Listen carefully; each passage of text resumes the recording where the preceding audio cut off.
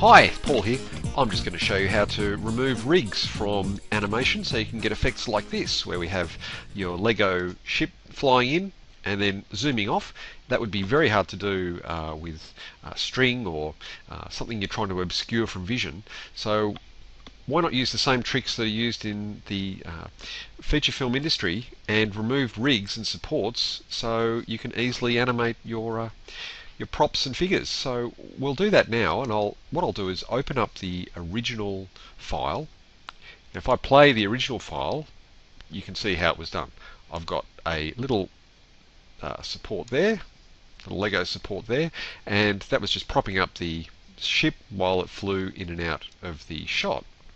So with it in there, it's nowhere near as dynamic because it's clear to the audience. They can see that the ship was propped up. So how can we remove it? Well, we'll use the rig removal tool, which is built into Stop Motion Pro in Action Plus, Action HD and Studio editions of the software. So I'll click on the rig removal tool. The first thing I want to do is make sure the changes I make are going to be able to be exported. And up here under background plate, I want to make sure I choose stored plus full resolution frames. Here under background plate, I want to choose the frame I'm going to cut through and reveal behind the rig, which is this last frame here, which doesn't have any animation on it. So now I can open up these different panels here as required, and I can make my brush a different size, and I simply paint out the rig. I step through to the next frame. It says, do I want to save the changes? I click yes. And the next frame. And as you can see, just like magic, I paint out the frame. Alright, and I'm simply stepping through the frames and cutting out that rig each time. Now, you might think that's pretty painful, but it's actually reasonably quick to do it. You can make the brush bigger sizes as required. There we go. Now, there's a moment here where you can see the ship stopped.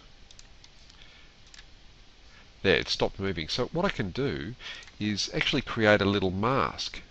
And this is handy because I can quickly step through the frames and remove just this little bit. So there we go. That's the masked area there. So now I go back to the eraser option. I'll make the brush really big. And I can just paint it out like that. And the fantastic thing is when I click next, save the changes, that it remembers that masked area or that matte area, and I can just simply keep working, painting out the frames with each one, and I don't have to be so careful with where I'm erasing there now. So it's simply a matter of doing that.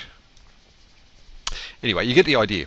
You can then turn that off as you need to, and well, you could step through the frames and away you go. You'd finish your work. So if I close that now and play it, you can see that I've done half the frames, and then the rig suddenly reappears.